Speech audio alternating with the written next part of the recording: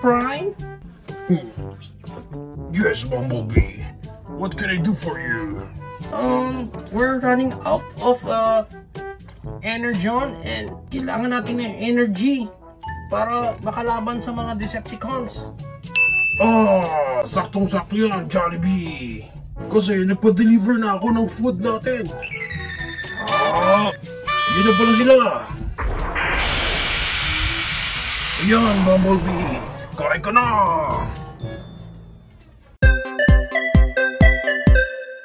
Hello guys! Welcome once again on our channel. This is Pinoy Toy Review Channel. Ang channel na kung saan nire-review natin ang mga iba't ibang klaseng toys na makikita natin sa market based here in the Philippines. Now, before tayo mag-start sa toy na re-review natin for today, please don't forget to like this video, especially if you like Jabi. And if this is your first time here on our channel, please do subscribe and click that bell button so you will get notified every time we have a new video. Now, with all that, I love you, Sabado! Now, here's the toy that we're going to review for today. This is the Jollibee Jolly Kiddie Meal February 2022 toy. So, just for sake lang ng packaging, pag binili natin siya, ganitong klase packaging ang ibibigay nila sa'yo. Well, technically, hindi naman talaga ito yung packaging niya. But since nabili ko siya ng isang set na ganitong klaseng packaging ang binigay sa atin, nakitang-kita ang malaking muka ni Jabi sa harap and sa likod, mukha pa rin ni Jollibee and sa gilid and sa kabilang gilid and sa ibabaw and sa ilalim. Yan. And now na nakita na natin ang kanyang packaging, i-unbox na natin yan. Okay, so before tayo mag-start dito sa mismong toy na re-review natin, I just want to appreciate lang ulit every time na bibili tayo ng mga kiddie meal natin, when we open their box, may mga mini games pa siya doon nakasama. Hindi lang siya basta itatapon lang itong box na to. Marami pang mga games na pwede pang laruin. So, ito nga pala yung toy na re-review natin for today. Ito yung toy ngayon ng Jollibee for this month of February 2022. So, ito yung set na tinatawag nila na Jollibots. Nox! Yan, parang ganun yung robot na Jollibee. We have here yung complete 5 sets na nila. So, check muna natin isa-isa yung kanilang packaging. And we have here first muna si Yum. Si Mr. Yum, i-unsupot na natin yan. Yan. So, here we have now Mr. Yum. Check muna natin guys yung details ng kanyang burger. So, yummy na burger. Sarap talaga ng Krabby Patties. No? Ay, iba pala yun. Sa ibang show pala yung burger na yun. This is the Yum Burger ng Jollibee. And para makita niyo yung gimmicks niya, first is that, iangat mo lang itong sa side niya. And then, dito rin sa kabila. Yan. And then here kasi, pag naangat mo niya, mabababa mo pa yun. And then you will see a tiny little hands. Oh, ang cute. And then, para makita natin si Mr. Yum, angat natin to. Yon, si Mr. Yum. Naka-okay pa siya. Okay ka ba dyan, pre? Yan, check natin yung details ni Mr. Yum. So far, okay naman yung paint ups niya. Although, may mga konting lagpas lang pagdating dun sa dress niya. Although, at least sa face, mais-ayos naman. This one is spring-loaded pala. Ayan, so may spring siya. Okay, yun nga lang, sometimes naiipit yung hat niya dun sa likod. Ayan. Okay, so we have here next naman is Twirly. Okay, so i-unsupot na natin yan. Yan. So, ito ngayon, pag na-unsupot na natin si Twirly, wala pang design yung sa kanya. It's because meron siya nga dito sticker panels niya. Yan, hindi po yan octopus Sticker sheet niya yan. And then, yan yung ilalagay natin para dito. Carefully peel off nyo lang muna ito. Yan. So, ang best niya para malaman yung pantay na siya, dito sa side niya na to, yan, dyan nyo siya ididikit. Huwag nyo siyang isasagad siguro doon sa line. Spread nyo lang dyan. Tapos, slowly nyo ididikit yan dyan. Yan, parang ganyan. Okay? So, automatic yon. Sakto yan dyan. Yung cut nila ng sticker nila dyan. And even sa ilalim. Okay, and then next naman na ididikit nating sticker is itong sticker sheet naman na to. Na parang octopus. ang gagawin natin dyan is that first ipapantay muna natin tong isa dito rin sa baba. Yan, dyan muna. And then, papunta dyan. So, yun ang trick. Okay? Magdikit muna kayo ng isang panel. And then, stick nyo yan dyan. And then, dahan-dahan nyo i-slide lahat. Yan. Kasi everything will follow into its place. So, dyan sa top. Tapos, ito namang isang brown na to. Yan, dyan. You see? So, sakto ulit siya doon sa parang pinaka baba. Diba? Sakto siya. The next, dito. Taas. And then, slide mo naman itong last piece natin. O, diba? So, sakto siya doon sa pinaka-lines niya. Huwag niyong ilalagay yung sticker ng isang bagsakan lang lahat. Tapos, gaganon-ganon nyo na lang. Hindi. No. We're not done yet kasi meron pa siya sa kabilang side. Ganun lang din gawin natin. Ipantay niyo muna dito sa ilalim. Yan. Once na sure kayo na pantay na yan, hayaan nyo lang naka-float muna yan dyan. Pisain nyo na dito. Follow nyo lang yung line. Hayaan nyo lang yung sticker na lumapat. Basta pisain nyo lang. Yan. Tapos ito muna isa. Yan. And then after nyan, ito namang isa. Ay! Naputol! Ayan. Kita mo isa atin naputol pa. Sayang naman naputol yung sticker natin. Yan. Okay. And then from here, ang magiging gimmick natin is that para makita natin si Twirly, open natin tong side na to. Yan. Open na. And then, pag na-open mo yan, slide mo lang pababa. Yan. Pag ganyan daw. Yan. Yan. Okay. And then, ganoon din sa kabila. Open lang din natin yan. And then, twist nyo lang siya. Kasi twirly siya. So, let's twist again. Ayan. Para na siyang Starfighter. Starfighter ba tawag dun sa Star Wars? You know? Yan. Yan. Okay. And then, wala nang any special gimmick kay Twirly. Nandun lang talaga siya. Makita mo siya. Pero check muna natin details ni Twirly. Yan. Pretty naman siya, no? As of now, maganda rin naman yung mga paint ups ni Twirly natin dito. Oh, actually, ngayon ko lang na-realize na this one, it's not their thumb pala. Hindi pala yan thumb. Hindi siya yung thumb, okay? Hindi siya part ng hands nila. It's supposed to be the control pad nila. Sayang naman. Sana pininturahan man lang nila ng gray or something. Baka naduling na rin yung nasa quality control nila na okay, at least naka-thumbs up silang lahat. But no, I think sa design, hindi siya thumbs up. It's that kasama yun sa handle ng robot nila. Okay.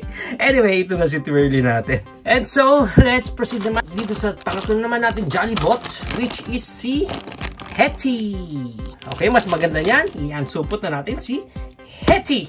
Yan. So, na-unsupot na natin si Hetty. And as you can see, plain white lang muna siya ulit. Because she also have here sticker sheet. Yan. So, itong sticker sheet natin, mukha siyang isang buo kung papansin niyo.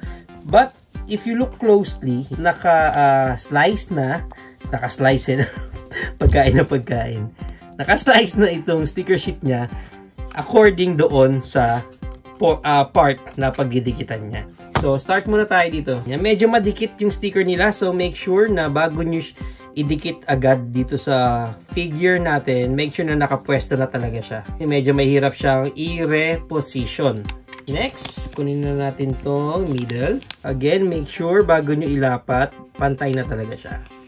Yan, tapos, stick it. Shout out sa mga Gunpla collectors natin dyan. Easy na to pag ganitong mga klaseng sticker sheet. Okay, and then dito, next. Okay, and then, next, kunin naman natin tong sa gitna. Kunin natin to doon. Yan. Then spread. Next natin. Oops, careful guys kasi meron din pala silang maliit pa dito na portion. Unahin ko na lang muna nga to. Kasi baka mawala eh. Mas maliit tong portion na to eh. Ito yung malaking part. Okay. Oh, ayan, dumikit na naman yung maliit nating part. Yan. Okay, hindi natin napantay. Next, this one. Yun, buti pa to, napantay natin. And then, this one.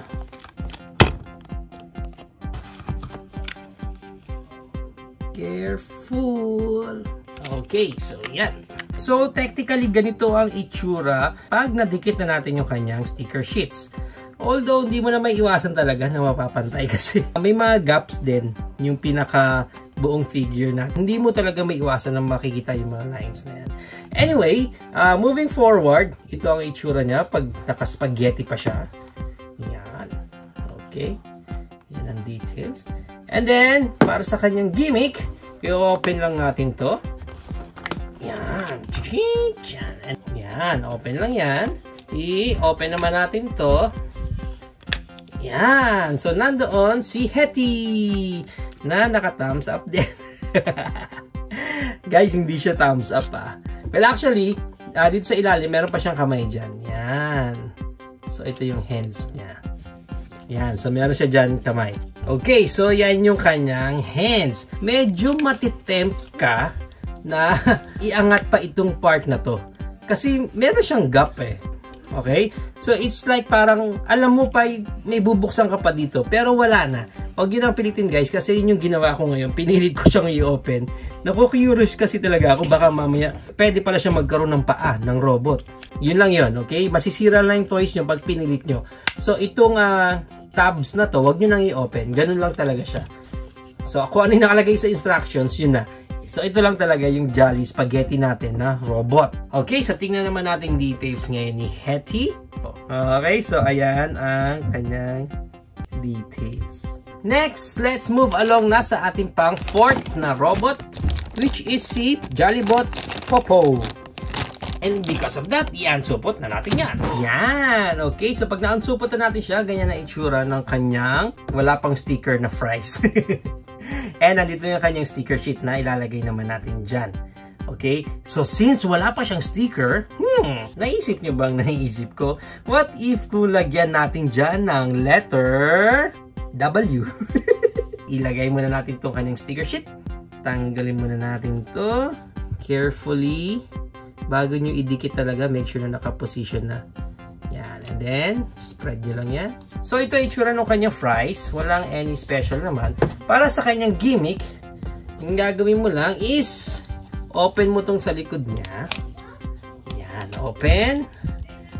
And then, ito, open din. And then, from here, mapapansin ninyo, meron siyang maliit doon na parang kamay. Yan yun. Yan yung kanyang hands. Yan. So, kunin lang natin yung tab na yun para lumabas yung kanyang hands. Okay, yun. Finally. And then, para makita natin si Mr. Popo, ang gagawin natin, i-open lang natin itong part na to. Yan! Yun, si Mr. Popo. Ay, Mr. ba siya? Hindi ko alam. Ayan na si Popo. And then, si Popo is spring-loaded din. Yan. So, may spring din siya. Check man natin yung itsura niya. Hi, Popo. Medyo maayos naman yung paint up din niya. Maganda rin yung sa hair niya. So, napunta na tayo dun sa last na robot natin, which is si Jollibee. And with that, yan, supot na natin yan. Yan! Okay, so ito na ang itsura. Ito na yung kanyang sticker sheet. And nandito yung ating bucket ng Chicken Joy. Although, ang size niya dito is para lang siyang lagayan ng gravy. Unahin na natin siguro to. Ayan. So, this one, itong part na to, dumidikit pa sa gloves ko. Dito yan sa part na yan, okay? Yan, okay? So, this one is medyo malaki. Careful lang sa pag-peel ninyo ng sticker kasi baka mapunit yung mga parts wherein nangyari doon sa twirly natin kanina. Ito medyo malaki-laki. So, kita nyo naman, di ba? Diyan siya duduktong. Yan, okay. So, hindi ko rin alam kung bakit nag-provide pa sila ng white sticker dito para idikit sa white portion na to. Tajang! Anyway, pre-provide nila, idikit na rin natin. Yan, nakabit na natin yung white sticker doon sa white portion na yon. Ang laki ng difference. Dito na tayo ulit sa biggest portion ng sticker nut. Ayan guys, so ingat kayo dyan ha. Yung sa akin, no, napunit. Okay. Yan. Yan. Okay, so ito na ang ating Chicken Joy Jollybot. mukhang okay din naman, ano? Pag nalagyan na ng sticker. Nagbumukha na siya talagang bucket ng Chicken Joy. Para sa gimmick nito ni Jollibee, ang kanyang Jollibot, iangat lang natin tong portion na yan. And then makikita nyo doon, meron siyang hands. Flip out nyo lang din. Yan. So, andun na yung kanyang hands. So, ganoon din dito sa kabila. Out nyo lang din yan. Fold out. And then, flip nyo lang din. Umiipit sa gloves ko. And then, fold nyo lang din yan. Yan. Okay? And then, para makita natin si Jollibee, all you have to do is press this. Any part na yan. Kasi mag-rotate lang naman siya. Yan. Diba? Chink! Yeah. Oh, diba? Ayan na ang ating Jollibee. So, check muna natin yung details ni Jollibee. Yan ang details niya. Anyway, okay naman yung mga paint up niya. Check muna natin ang kanyang size. So, mga 3.5 lang. Depende kasi yun sa hawak nilang robot. Okay, so at least naglalaro sa 3.5 to 4 inches lang sila. And maganda niyan, i-compare na natin sa iba nating Jollibee toys. Tulad nung mga dati nilang nakaraan. Meron tayo dito yung, I think this one is yung sa choo-choo train nila. Nandito si Popo na nagtotorotote. And then we also have here yung December toys naman ng Jollibee, which is yung Pixar characters. And we have here ang ating cute na si Toothless. Na wingless na siya ngayon. Hindi ko alam kung anong ginawa ng mga anak ko na wala na yung wings niya. Okay, so nandito naman yung toys ni Ronald na ating trolls. And we also have here yung kanilang gamit na minions. Yan. So yan ang ating mga size comparison. So if you are planning to buy this Jollibot, ang price range niya is naglalaro, depende sa food na kukunin mo. Okay, I think it's around 80 to 100 to 120 kung ibibilin mo siya ng per meal lang. But if you want agad yung isang buong set, you have to pay 645. Yung 645 na yon, complete set mo na siya na makukuha and may kasama ka pang Jolly Crispy Chicken Joy Bucket. So it's up to you kung gusto siyang bilhin ng isang set or mas may thrill sa inyo na isa-isa nyo siyang i-complete. Okay? So there you have it na again, guys. This is our Jollibee February 2022 Toys Jollibots. Yeah. So what do you think of these toys, guys? Is it a go for you or a no for you? Para sa iba, parang gusto mong skip itong February toy ng Jollibee na to? Or para sa iyo, wow, this is super awesome! Kasi robot ito. And then finally, nag-release ulit si Jollibee ng kanilang toy. So, gusto mo talaga makuha yung buong set niya. Although, ang downside lang talaga sa akin is that pinagkamalan talagang naka-thumbs up yung kanilang mga control pad. Ayan, sayang ito kay Jollibee. Since naka-white yung gloves niya, white na rin natin yung control pad. Unang tingin mo talaga naka-thumbs up sila. Wherein supposed to be dapat control pad yan ng kanilang Jollibot. Second downside na nakita ko dito is that parang medyo super simple lang nung kanilang mga robot. Sayang sayang yung opportunity na sana dinagdagan nila dito ng paa. If nadagdagan sana dito ng paa, I think mas enjoy yun. Kasi they are called Jollibots from the word robots. So we would expect na they would look like a robot, not just a bump car. Di ba kasi pag ganito, mukha lang silang kiosk. Mukha lang silang kiosk na magtitinda lang. Sir, order po kayo ng Chicken Joy. Ikaw gusto ba ng burger? Parang ganun Mukha lang silang kiosk ng mga stall ng Jollibee. Walang tulong yung kamay. Imagine yung burger mo na may paa. This is a Yum Burger na naging robot. Kasi may paa sila. Yun lang naman sa akin. It's a missed opportunity talaga. Sayang. Pinaka gusto ko dito sa design nila overall is itong burger. Pinaka magandang design to. Kasi parang siya yung may pinaka effort sa lahat. The rest is white na nilagyan mo lang ng sticker. Pero pagdating dito kay Mr. Yum, di ba? Burger na burger talaga yung itsura niya. I think pag dinisplay nyo naman siya, may enjoy pa rin naman siya. Maganda pa rin naman siyang tingnan. So, there you have it na again, guys. This is our Jollibee February 2022 toys, which is, ang tawag nila is Jolly Kiosk. Ay, hindi. Jollibots. Okay? Jollybots yan. So if you have any comments, questions, suggestions, or any final interactions, please comment it down below. So once again guys, thank you so much for watching this video. This is Pinoy Toy Review, signing out.